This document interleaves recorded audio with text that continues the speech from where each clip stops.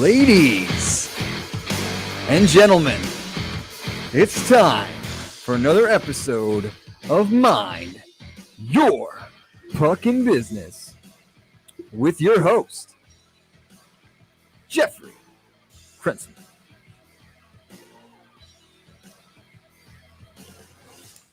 Thank you, Dougie Sticks. Very good there. Rockstar job. Animated, right? A little animated today. I feel like you got some energy. I know why. We'll see why in a couple minutes. Thank you for tuning in, as always, coming to you from the beautiful studios of Undefeated Media here in Bergen County, New Jersey. This is Mind Your Fucking Business podcast, brought to you, of course, by our good friends, the Bamboozle Project. And remember, you can always get your gear there, your MYPB swag, as they say, whether that be hats or shirts or whatever it is, and the website is up on the screen for you to do that. And remember, when you do go shopping there, use the promo code MYPB, and that will get you a whopping 25% off. And that can help offset some of the ridiculous cost of gas these days, as we were just talking about in the studio. So what you are paying extra in gas, you can save on your MYPB swag, and maybe it will cancel out. Even out, problem. Yeah, maybe.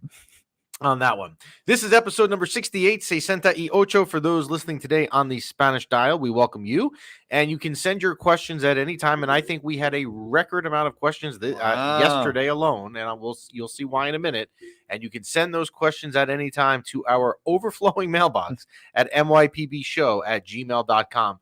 You can also, as a lot of people did yesterday, DM us on Instagram their questions, because today, joining us momentarily, Dan Rosen, senior writer for NHL.com, will be here to talk all things New York Rangers with the trade deadline coming up and the season kind of getting to the point where we'll be going into the home stretch in a few weeks. Dan Rosen will join us shortly. For those listening today, chances are you're listening on YouTube, Spotify, iTunes, or Facebook. So we welcome you for whichever platform you are tuning in from. Yeah. Good? How's everything with you? Great intro.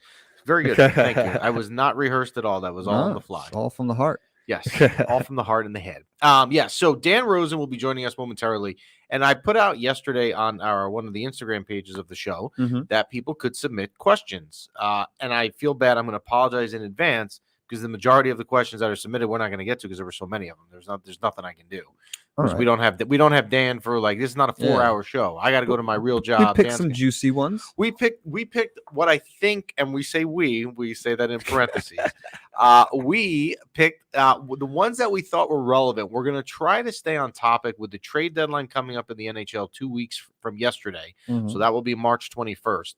The Rangers are going to do something. What we don't know is what. And maybe Dan can help point us in the direction to kind of clarify maybe which road is more paved for them to go down. So Dan will be joining us momentarily. Last week, before Dan gets here, last week I had said, and a producer, B-Rock over there, did an Instagram clip of it, that the Rangers needed to rebound after a really bad weekend that they had last weekend out in Pittsburgh and home against Vancouver. Well, the Rangers certainly did that. On Wednesday night, they were the national TV game, TNT, which is now who carries part of the NHL's TV package. They had the national game at home versus St. Louis. They were down. They were up 2-0. It was a strange game. They were up 2-0. They let up 3 goals in what seemed like it was 2 or 3 minutes, and we're down 3-2 at the second intermission. And if you've watched New York Ranger hockey this season, you know they do not quit. It doesn't matter how many goals they're down. You would rather them be up, of course, but it doesn't matter how many goals they're down. This team fights, and third, they are a very good third period team. They found a way to win the game 4-3, which you'd like to see, versus a pretty good St. Louis team. I wouldn't say an elite team in the league, but a good team. And then they came Friday night at home and played the New Jersey Devils. Now, I said, if you go back and roll the tape from last week, that if you look at the records on Friday night's game versus the Devils, you would think the Rangers are going to win, and they should. But whenever there's a rivalry game, records don't matter. I told the story of when I was at a Ranger Devil game in 2000 with my college roommates, when the Rangers were terrible and the Devils were great, and it was an awesome, entertaining game. So the game was closer than the records would show. I mean, Igor Shesterkin, again, B-Rock and I were talking before about this, because we know B-Rock is unfortunately a Devils fan. But we were talking about, Igor Shesterkin really was the difference in that game. And, the Rangers battled. They won 3-1. Kreider had a very nice goal again to continue his ridiculous season he's having. And then the Rangers started a 4-game road trip 2 nights ago in Winnipeg. First, a Winnipeg team also, and I think this needs to be said, has not been playing well. I think they've lost like 7 of their last 8, something like that. So this is a game. If you're going to be an elite team, which the Rangers are trying to identify as, you've got to win, and they did. They won 3-1. And again, Chris Kreider again continues his ridiculous season with his 36th and 37th goal during that game to get the Rangers up. So now the Rangers are in the middle of this 4-game road trip. They'll have night 2 of it tonight. They will be out in Minnesota. They will go to St. Louis on Wednesday and then end the road trip on Saturday night down in Dallas. So this really is actually, if you factor in that there was the game in Winnipeg, this is a straight up Central Division road trip. They're playing all Central Division teams. So somewhere in here, Alexander Georgiev is going to play because the Rangers don't have really a lot of time off. It's only 1 day off between each game. My guess is it would either be tonight or Thursday. You're probably going to see Alexander Georgiev. I would expect to see Shesterkin for 3 of the 4 in the trip. He obviously started it on Sunday in Winnipeg, so probably in the next few days. Dougie Sticks, would you like to take a guess between Minnesota tonight and St. Louis on Thursday? Which one will Alexander Georgiev play? Put me on the spot. I'm going to say St. Louis. Okay, that's possible. Yeah, I don't think in this road trip now where you have 4 straight road games, I mean, Igor Shesterkin is not going to play all 4. And you also now, and we've talked about this with the workload with Igor Shesterkin, are going to see him every game down the stretch. I mean, they're going to have to rest him because if this team is going to have a deep playoff run like we all hope they are going to, then Igor Shesterkin is going to be a major, major, major part of it.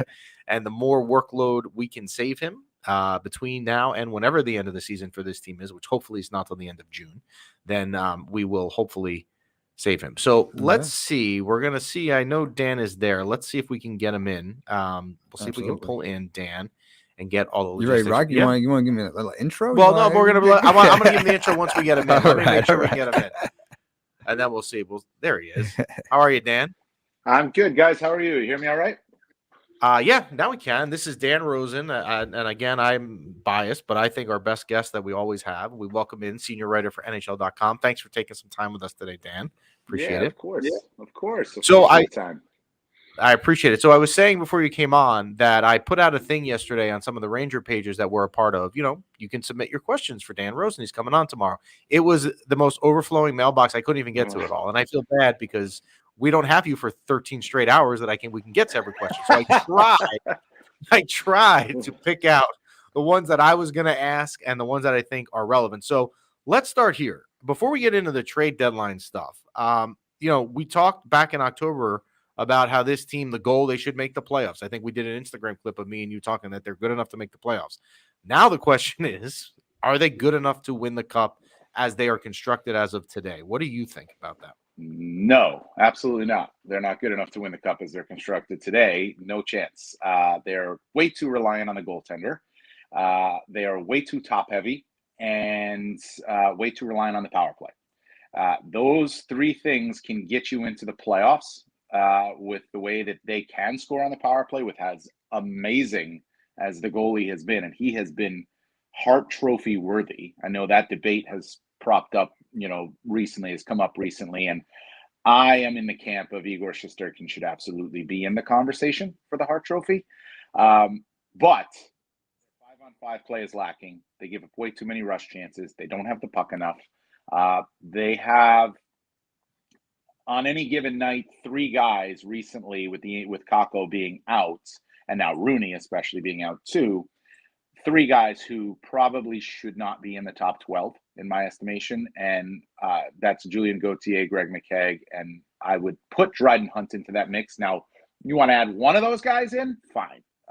But if you're a playoff team, they need another middle 6 forward that can score. They need another bottom 6 forward that can really grind and help out in a 4th line role or a 3rd line role. And is a luxury. They may need a veteran depth defenseman just in case. But they're good enough to make the playoffs. But as I see it right now with the way that they play, I find it hard to believe that they are dangerous enough to beat a team like Pittsburgh in the playoffs unless Igor Shesterkin, which can happen, just gets absolutely dominant and the power play rolls. If those two things happen, they can win a round. But I would feel much better if I were a Ranger fan if our 5-on-5 play improved. Got it. And I want to say that one of the questions I have, and I know you and I don't share the questions ahead of time, was, is Igor Shesterkin have a legitimate shot at the Hart Trophy? So you already answered that. That was perfect. Yes, Thanks. We can skip Absolutely. to that when we get to that. I'll get another viewer question in that. All right. So I've been a little bit conservative this year. I use the term window of opportunity that I think this team probably for the next 5 to 7 years is going to have a good chance every year to roll the dice and get there. I've been of the camp where I don't want Chris Jarry to really sacrifice a lot this year and make a move or that's going to sacrifice the long-term window.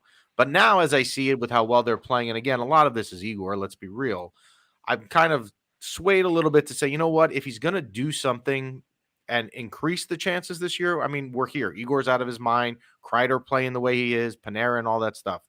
So do you think we're going to see Chris Jarry really put the pedal to the metal here and make a move to make a deep run this year, or not, or kind of say, hold on, I'm not going to do too much because this is not my only shot at it?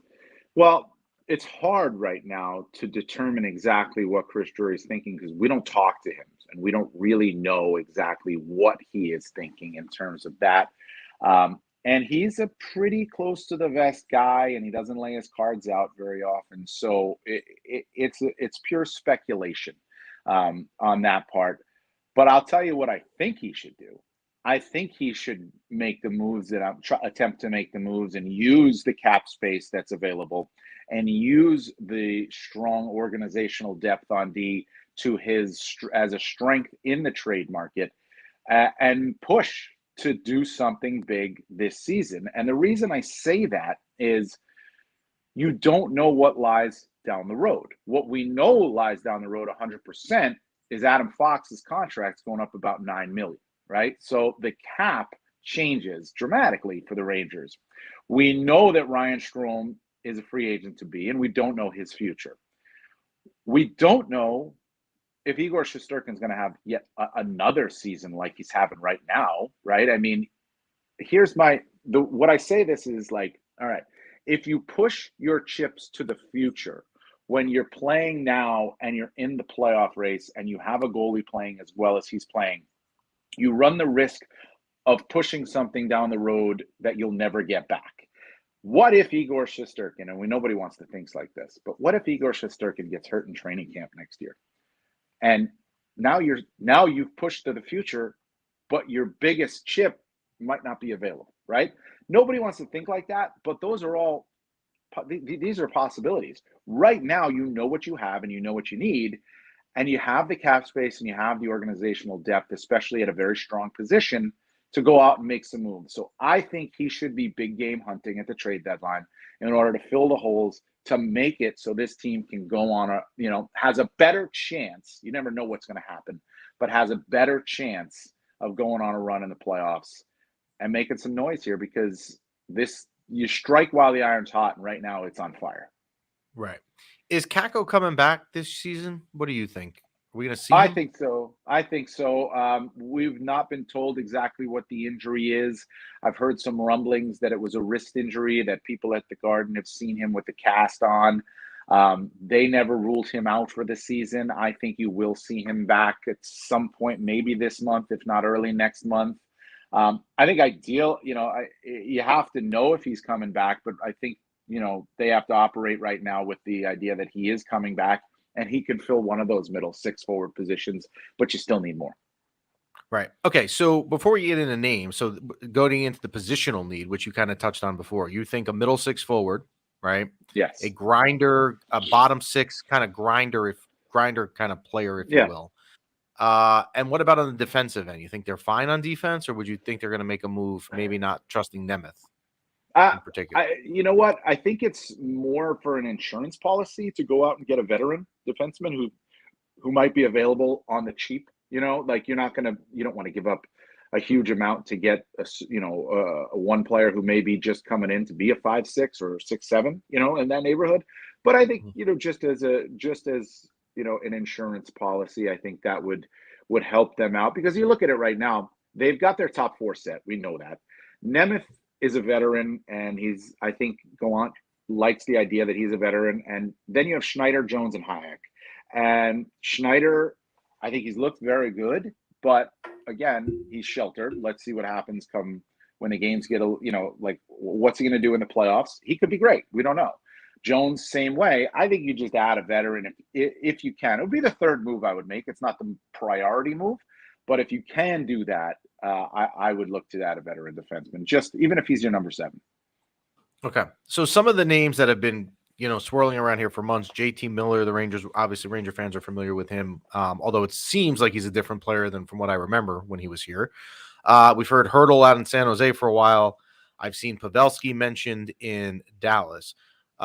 If you had to rank all the players in the league right now that do not wear the Ranger jersey and said which one maybe would have the highest odds of wearing a Ranger jersey on March 21st that isn't right now, is there one that comes to mind that you think is a really good fit? JT Miller would be the fit. And he comes with term on his contract for next year too, which is even better. You get him for 2 playoff runs instead of 1, ideally. And I think that's exactly what you want. The cost goes up for a player like that because you get him for 2 playoff runs instead of 1. He's not a rental, and you have to factor in the cap hit. I think JT is at a $5.25 million cap hit. So that has to go be a factor on your cap next year. And does that impact your ability to sign Ryan Strome? So there's obviously a domino effect here. Sidebar, I think Ryan Strome should sign with the Rangers, even if it's a little bit less than he gets in a market value. If he gets a fair enough market value deal, I think Ryan Strome should sign with the Rangers, because you don't want to leave Artemi Panarin when Artemi Panarin is in his prime. But that's a sidebar to that whole thing, and they have great chemistry together, and he likes it here too. So I think that's an important part of it too. So JT Miller would be the one that makes the fit, because he could play center, he could play wing. He can play in your middle 6. He can play on your top line. There's so many different variables you can use for JT. If you're not going to pick a guy, you're not going to go after a guy who's got term on his deal, then I think you're looking more along the lines of, if you can get a Thomas Hertl, that would be terrific. Because again, Thomas Hertl's another guy who could play center or wing, play in your top 6, and be a real impact player for you. Those 2 would be ideal. I don't think Joe Pavelski is going to be available, to be honest with you. So I think that takes him out of the mix. Okay. What is there? So when Chris Drury, and again, he holds stuff tight to his vest. I remember reading that when he got the job. Are there players that you think that other GMs are asking for in the Rangers right now more than others? Like who do these teams want back? Who would they want back for Hertl? Who's Vancouver asking for? Is it Zach Jones? Is it Kravtsov, who we never hear about anymore, but is still circulating out there? Who do you think he's getting asked for in return? I would think it's Zach Jones. I would think it's Kravtsov. I would think it's Nils Lundqvist as being in the conversation. I would think it's a high draft pick, maybe a Matthew Robertson within that mix as well. Any of those guys who Braden Schneider is a guy that I'm sure teams are asking about, but I'm not so sure the Rangers would be willing to part with him because of what they've seen so far. So I think any and all of those younger guys who have been fringe minor to, AHL to NHL guys or KHL to NHL guys. And that would be probably, where they're going. If they're asking for bigger, they're probably asking for a guy like Kakko, and I'm not sure the Rangers are willing to go there. But that's what I talked about, organizational depth on D. You've got Schneider, you got Jones, you got Robertson, you got Lundqvist, right? They all can't play when you got Fox, Lindgren, Miller, and Trouba too. So you have a strength there.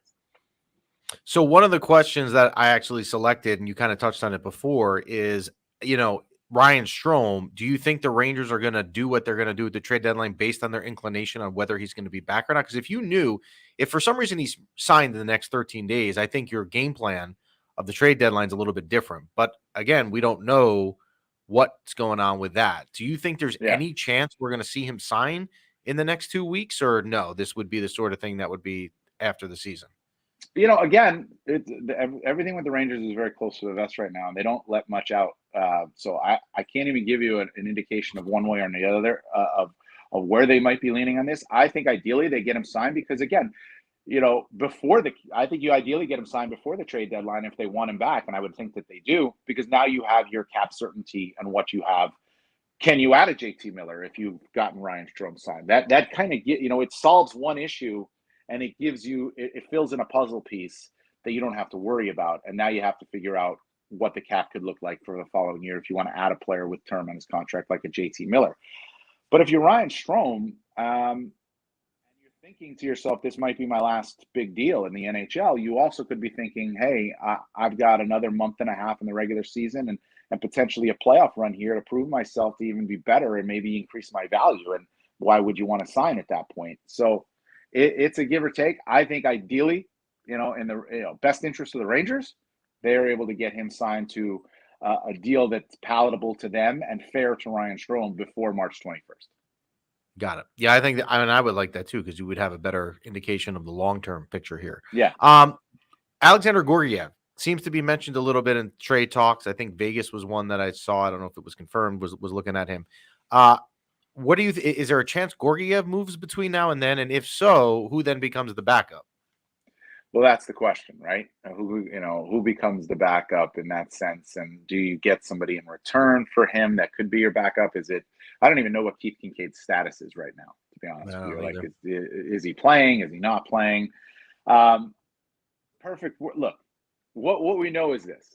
The Rangers are not going to win in the playoffs if Igor Shesterkin is not playing. It could be Georgiev in the playoffs. I wouldn't trust them to win a round with Alexander Georgiev, and I think that's not unfair to say about Georgiev. It's just how good Shesterkin has been for the team. So if they traded Georgiev, it wouldn't change what you would expect from the Rangers, assuming Shesterkin is Shesterkin, right? But if they traded Georgiev, you are then taking an insurance player that they would need to get a bunch of starts to keep Shesterkin fresh for the playoffs. I think it's a dicey move to trade out of that position when if you feel like you have enough strength in that position. What are you going to get back in return that could be of value to you to then weaken yourself at the most important position on the ice, and put yourself one injury away from having absolutely no chance versus one injury away from maybe having a slight chance? Right. I would agree. All right, shifting away from the trade deadline, what do you think is the one biggest thing Gerard Gallant has done that has accounted for this season? I'm sure there's more than one, but what's the one biggest thing he's done? Well, that's a good question. That's a real I that was by me, by the way. Yeah. That's my question. I want to throw that out there. I wrote that.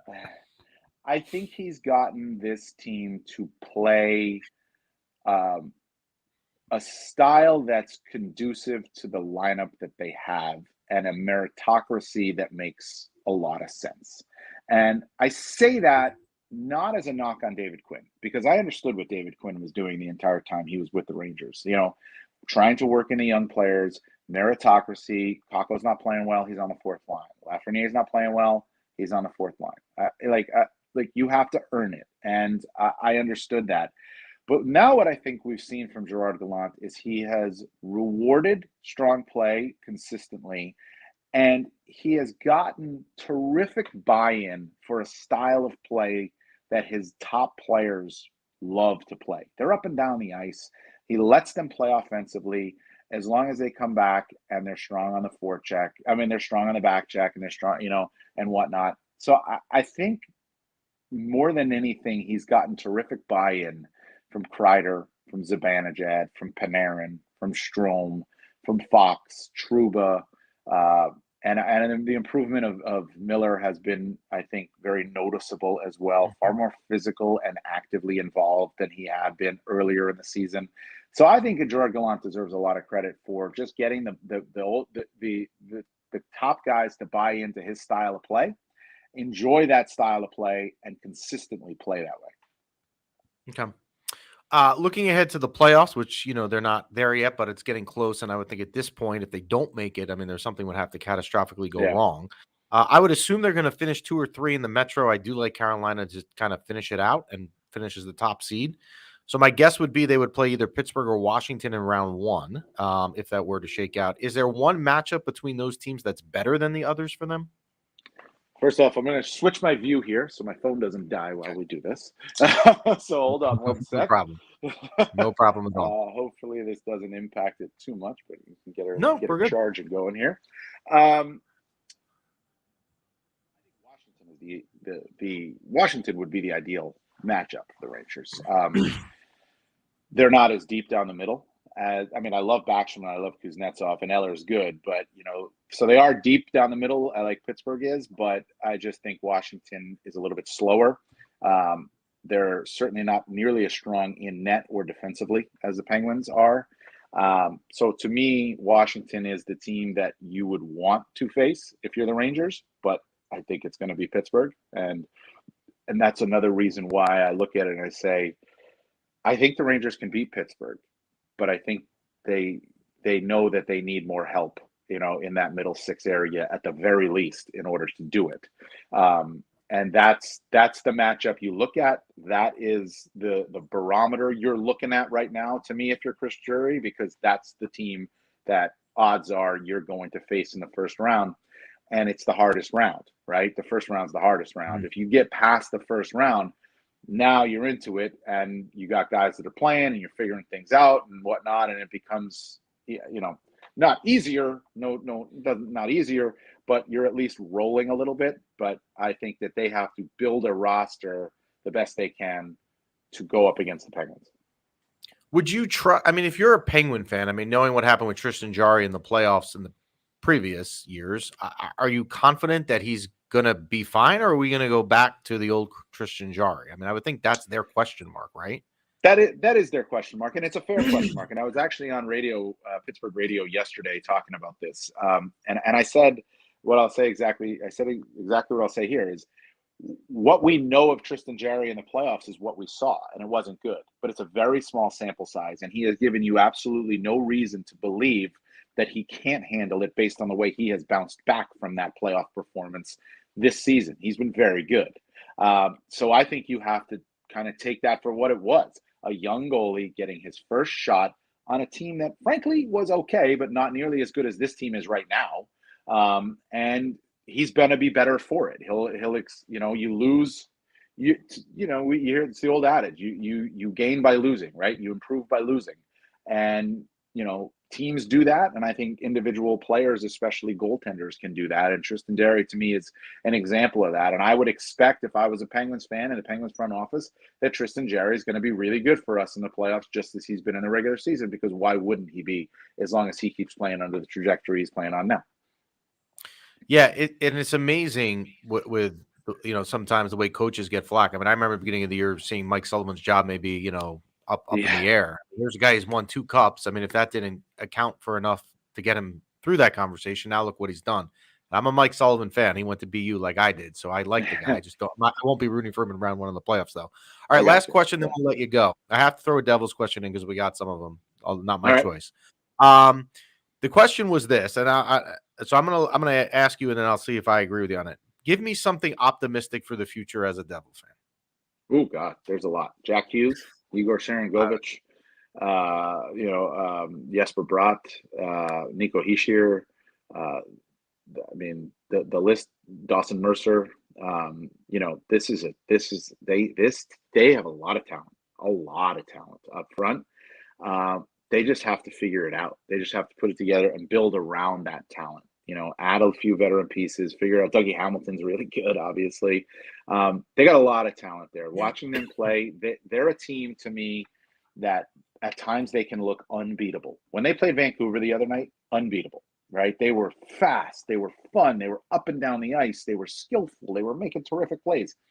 And then there's nights where they get too caught up in that type of game and they forget about the other aspects of the game. That's maturity, that's growth, and that's just, frankly, just building depth around, all these young players that really are good. But if I'm a Devils fan, I'm looking at it and saying, we have a number one problem, and that's goaltending. We have to solve the goaltending problem, and their GM, Tom Fitzgerald, knows that, right? Beyond that, I look at it and I say, there's a lot to like here, and it's hard because they've made the playoffs once in a decade. I get that, but just give it a little bit more time. The pieces are there for a new core in place to have a good run. They just got to give it some time and let it grow a little bit and build around it a little bit. And I'm assuming Subban's going to probably be moved at the deadline, right? I mean, not going to extend that. No, I would move him. There's no reason to keep him. He doesn't fit into the future there. And I think PK Subban could be a nice add in a 5-6 role as a right-handed defenseman for a team. As long as he's slotted in the right way where he is now, I think PK could be a decent add. Like I look at a team like St. Louis, that I think that could be a fit for him. There's a few others too, like that. PK could be a nice add, and I think you got to try to move him, but you're not going to get a lot for him. You're lucky if you get a 3rd-round pick for PK Subban right now. Yeah, I was thinking maybe Toronto, where he's from, Toronto, maybe they could use him as a 5, 6, 6, 7, something like that. They could, but I don't know that. Like to me, Toronto needs a guy who's a real strong, hard, snarly defender, and that's which he's not. And if you saw him fight, if you saw him fight Barclay Goodrow the other night, you would know that is not his game. It's not his game. Well, thank it's you. Never been his game. No. Well, thank you, Dan. As always, we're gonna let you go. I know you got something coming up, so I appreciate it as always. Thanks for joining us, and we'll talk to you soon. All right, thanks, guys. Appreciate it. Thanks. That is Dan Rosen, senior writer, NHL.com, who is as insightful as they come. The best of the best. Nothing else needs to be said. And Nice you don't. job. And look, and when I talk to him, you don't even need to say anything. Yeah, because you get to just take hang a vacation. out. You hang out, put your feet up over there, Yeah. play on your phone. You love it. Yeah, I mean, no, it's insightful. It's good stuff. So yeah, a lot of good stuff there from Dan, like a lot. I mean, that was what was he here for 25 minutes, and I feel like we could dissect that for a long time. Some of the stuff he said. Mm-hmm. To recap some things, Dan does not feel like this team as they are right now are built to make a deep run, and I've read that in other places. So some of the things he would like to see them do is get a middle 6 forward, kind of a grinder forward as well, a bottom 6 forward, and maybe some insurance policy on the defensive end, which all make a lot of sense. And one of the questions that I said to Dan, which I thought was, I don't want to say an unfair question for me to ask him, but a tough question he answered right away was, I said, look, out of all the players in the NHL right now who are not wearing a Ranger jersey, which one has the best odds of wearing a Ranger jersey? And he answered it pretty quickly to say JT Miller out in Vancouver. And that has been a rumor that has been going on really, as far as I can remember, at the beginning of January. I mean, this has been an 8-9-week rumor that with the trade deadline coming up in 2 weeks, we're going to find out one way or another if that rumor is true. So a lot going on. The Rangers, as I mentioned, are in the middle of this road trip. They will continue it tonight in Minnesota, and it will be interesting. Dan also agreed that it certainly looks like, and things can change, but that they're going to be matched up against Pittsburgh in the first round, which as a Ranger fan, look, there is no love lost for the Pittsburgh Penguins in my eyes. Matter of fact, I think the only team in the NHL that I dislike more is the New Jersey Devils. Wow. You can shake your head over there, B-Rock. I see you on the other side of the studio. So it would be a very, very interesting round 1 series and would be one that would get a lot of juice around the league because when you have the New York market, right, the Rangers automatically carry that. And then you have them going against Crosby and Malkin and that team. It would be a very good first-round series. So we will see at the end of April when the NHL regular season concludes, which for the Rangers is on April 29th, if that is who they will be matched up with. Good stuff. Good stuff. Yeah. Shifting gears, I want to talk about something that I want your opinion. Ooh. It's a kind of it's NFL, but I want your opinion on something because I got annoyed reading something yesterday. I thought about when this Jack Eichel stuff was going on. You were, which was fine. I got it. There's been plenty of people that agree with you on this, that you just were tired of hearing of it, right? You didn't want to know, where's Jack Eichel going to be traded to? We know he's not going to be on Buffalo anymore. Is he going to Vegas? Is he going to the Rangers? Is he going to Anaheim? Blah, blah, blah. Yeah. You got annoyed at it, right? Yeah, a little bit. I think I found something comparable yesterday where I just don't want to hear about it anymore. You ready? Yeah. You know where I'm going? I think I do. Let's take a guess. Go. Aaron Rodgers. Correct.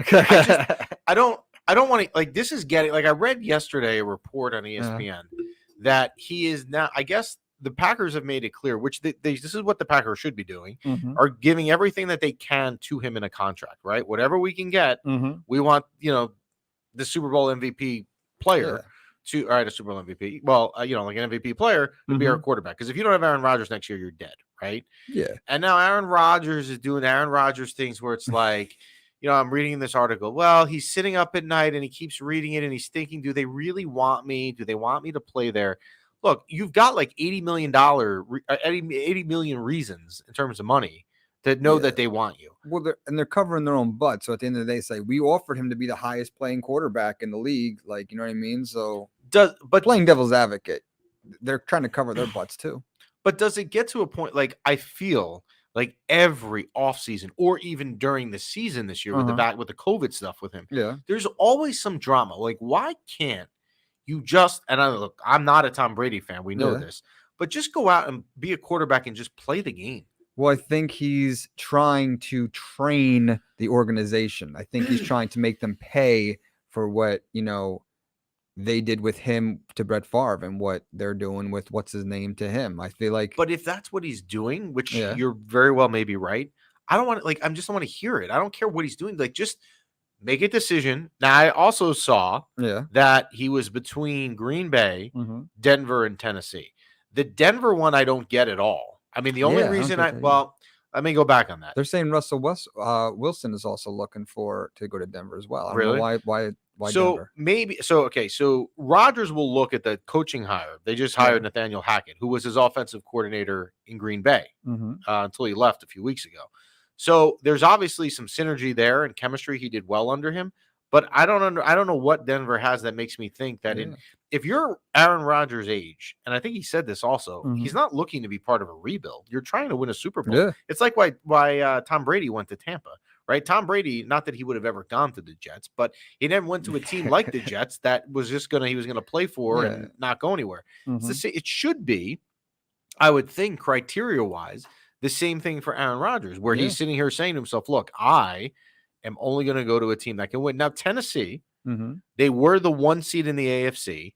They were the 1 seed in the AFC without Derrick Henry for half the season. Plus, they have A.J. Brown. Forget Julio Jones. I don't know what the deal is with him. He's hurt 17 of the 18 games, it seems. So you have A.J. Brown, and the defense there is good. Mike Vrabel, the head coach there, is a defensive guy. So I guess I could see Tennessee. Yeah, I mean, I could see that more than Denver. I don't understand where the Denver stuff is there going to be a cap space thing with? No, they both can. Both teams can afford him. Okay. So I would think to look into the future, whenever this guy, and you know him, he'll drag this out forever and make a big deal right before preseason. Right. The day after preseason practice. Exactly. When he doesn't report. It's exactly what he will do. You're right. But I would think it is actually going to come down to I have 3 really good offers, Green Bay, Denver, and Tennessee.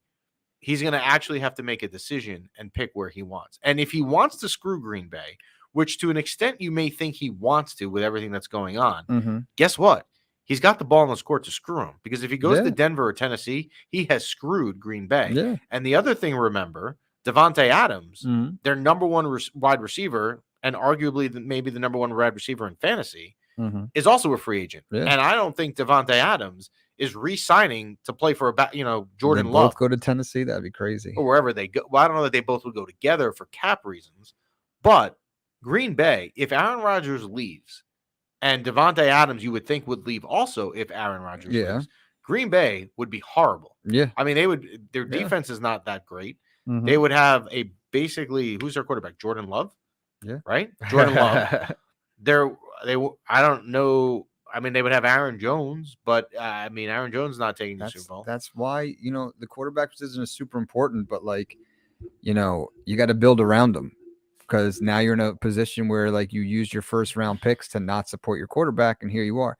What I watched yesterday was Russell Wilson was also playing the same card, and he was also looking for Denver. And the question that arose was that, the defense between Denver and the Seahawks, there wasn't much of a difference there. What are you really leaving for? And it's the same thing with Green Bay. If you're going to Denver, what do you like? Well, Seattle would have DK Metcalf. Yeah. They would have Tyler Lockett. Yeah. They would have Chris Carson he's injury prone, but when he's healthy, he's good. I don't know what Denver has. I don't know what Denver. Yeah. I don't know what Denver has. I'm saying, at least with Tennessee, Tannehill, as the organization, I don't think it's attractive or offer, but for Aaron Rodgers, it definitely is. He gets this, he gets the first seeded. He's on the first seeded team. And it's we're doing it's like the Rams 2.0. Yeah. I don't know. But here's the thing, for all the people over the years who have said that they suspected that Aaron Rodgers secretly hates the Packers and he doesn't like the organization, all that stuff, you're going to find out if that's true. Because if he really does, and it's not just a dramatic thing, which is who this guy is, but he actually really doesn't like the management over there, He can screw him. I think he should.